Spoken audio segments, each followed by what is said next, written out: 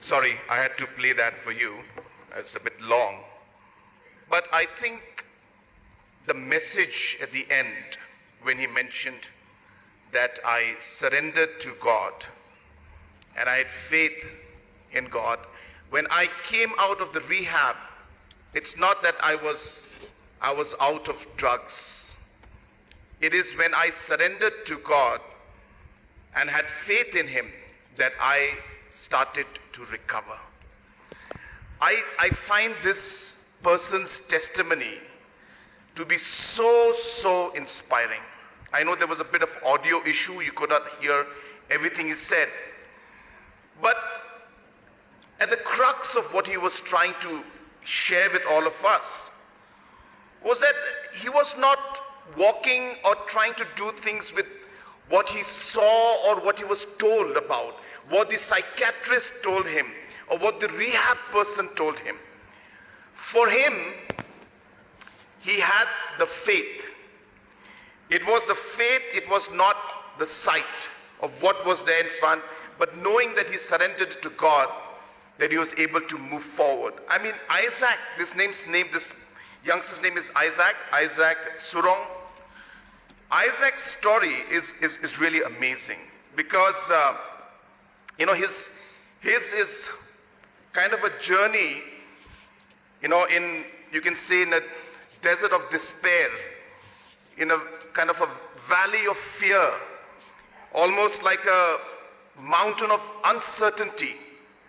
And yet he was able to, carry this kind of a light that no darkness could extinguish.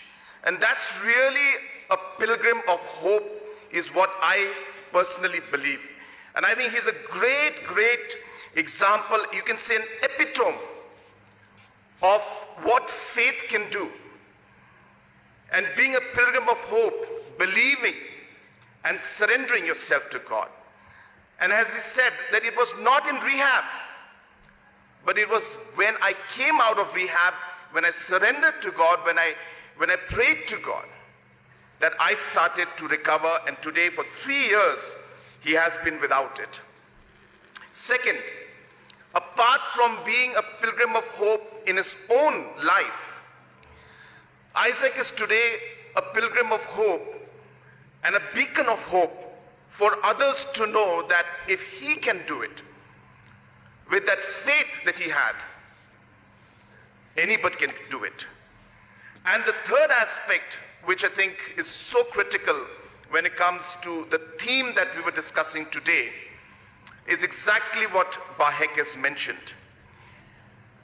The example of Saint Teresa, of how she had selflessly given herself to the service of the poorest of the poor and become, as he said, a pilgrim of hope. I hope that in today's program, as well as the next 2 to 3 days that you will be here, I hope that all of you will be able to become pilgrims of hope. Even in small ways, it's about, the care that you give. It's about the prayer. It's about the purposeful actions that you do. Small things that are there can bring hope and can bring change.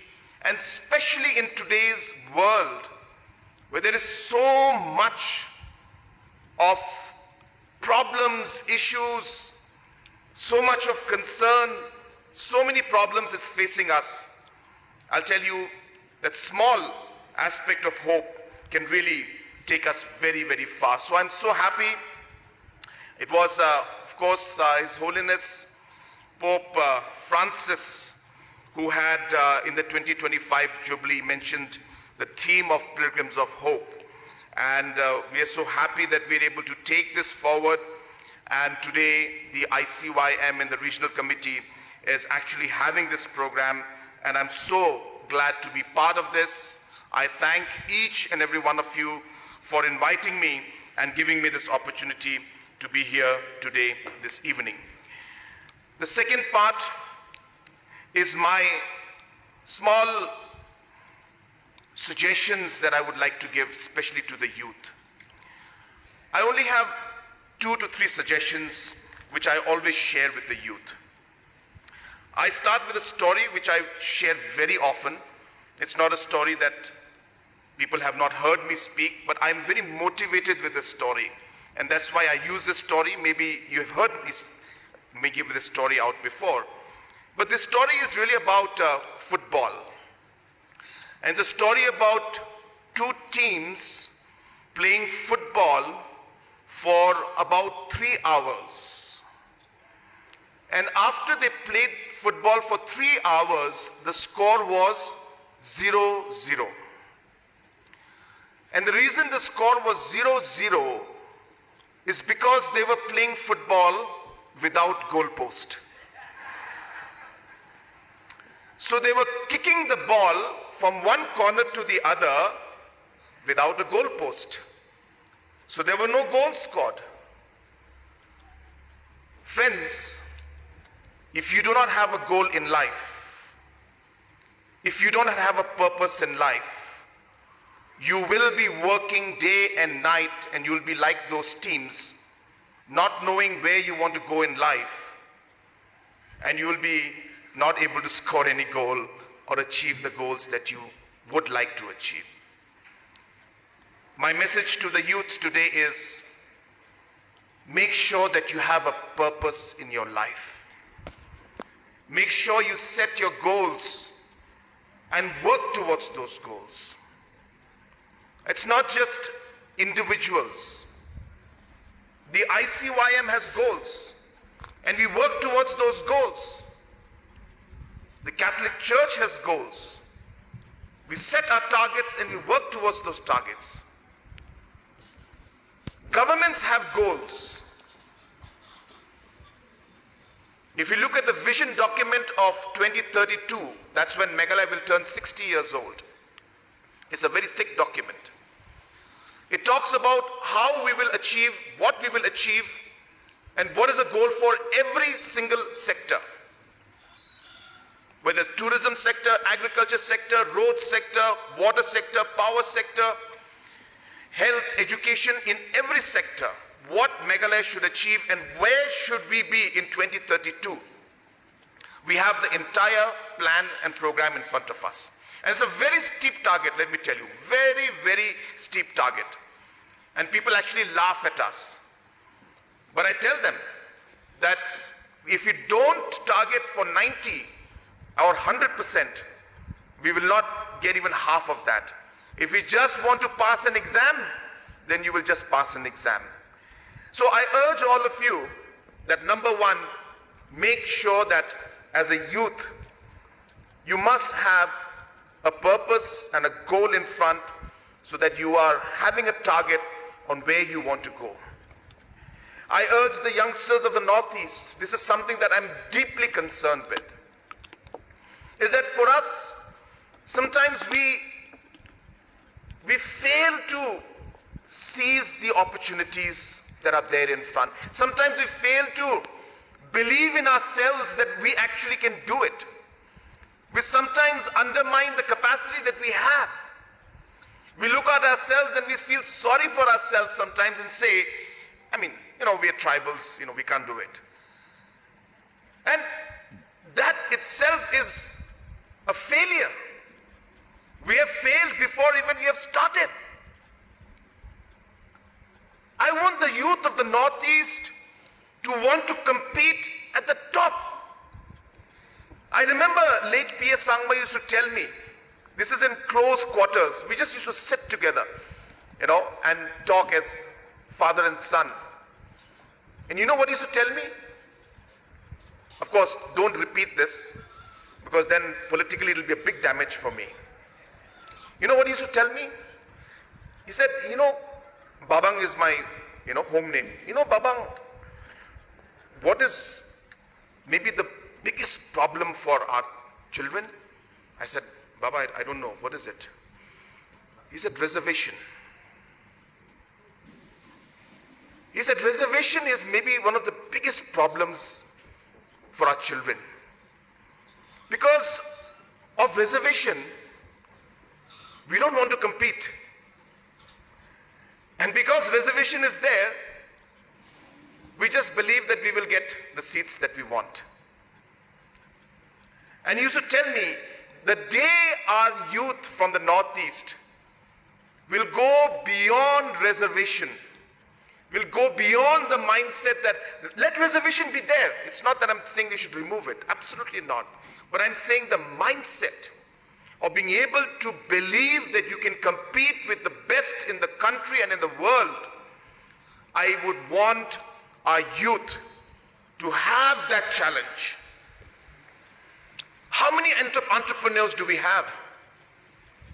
I'm sorry to say this, I don't want to sound anyway communal, but why is it that we have to wait for somebody else to start that business and start that entrepreneurship and enterprise in our states? When will our youth start to do that?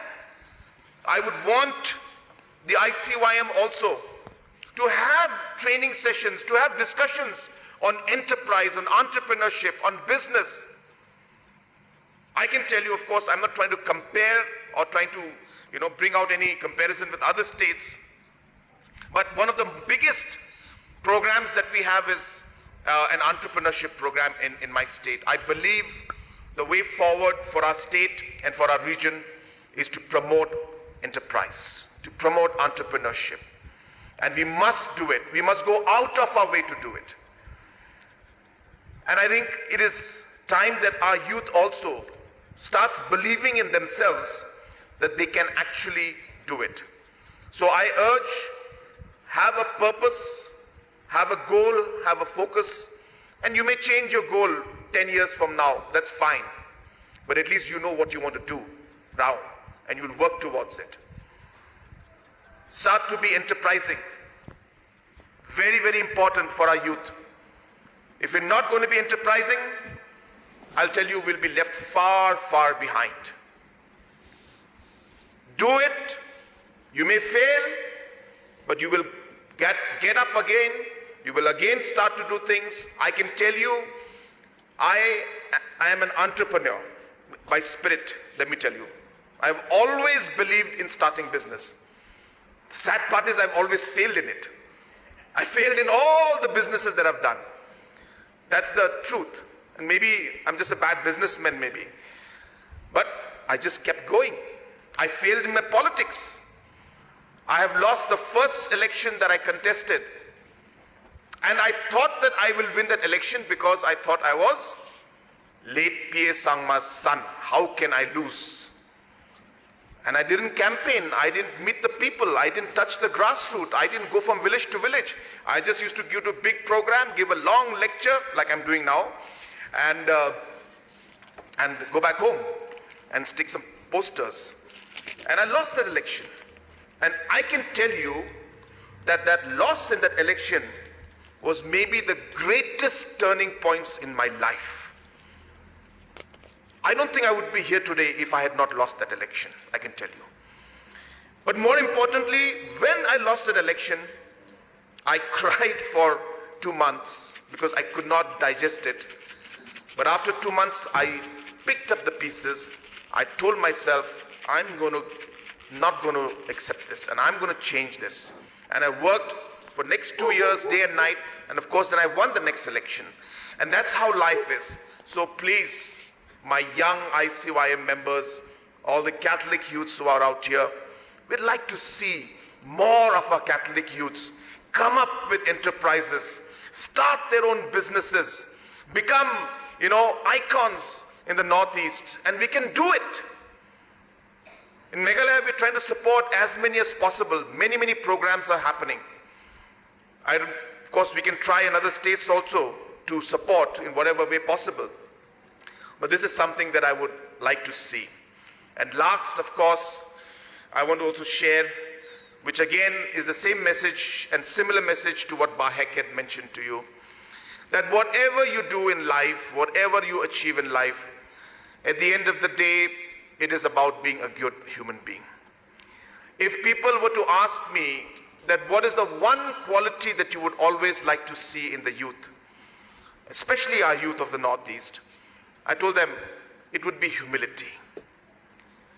Because if that is not there in your life, I'll tell you, everything is meaningless. You may get all the power, you may become the chief minister of the state, but if you don't have your feet and your ears on the ground, you're not going to sustain it. Things will change very fast. So whatever you do in life, I only hope and pray that you will always have fear in your heart, fear of the Lord, respect for elders, humility in every situation, and become good human beings. And I'm sure the church, ICYM, is working towards that direction. And I can see today the sea of youngsters in front of us, the hope of the Northeast, the hope of the nation. India is young, but Northeast is even younger. Maximum of our population in the Northeast is Gen Z, Gen Alpha, and Gen Beta. Whereas if you look at the rest of the country, most of the population is the millennial and a bit part of the Gen Z. So we are here as Gen Alpha and Gen Beta, and Gen Z are the maximum. So if you look at the population, it's a pyramid like this. The lowest population is the maximum. Meghalaya, for example, out of 38 lakhs, 38 lakh people, 18 lakh people are below the age of 20. That means 50% of my population is below the age of 20. There are only 6 lakh people in my state, including Bahek and myself and Most Reverend Victor Lingdo, who are above the age of 45. And I think hardly about 50,000 people who are above the age of 70. So you can imagine the kind of potential we have. And I keep telling people, the youth is our greatest asset. The youth is our greatest challenge. It all depends on how we nurture it. If we nurture it well, Nagaland, Meghalaya, Manipur, Mizoram, the Northeast and India will shine. Because this youth will be the greatest constructive force that we have seen in this world. And if we can't nurture it, and if they get in the wrong direction and start doing the wrong things, then they will become the biggest destructive force that the world has seen. Same youth, matter of how we look at it and matter of how we nurture it. And that's really what ICYM, that's why it's so important.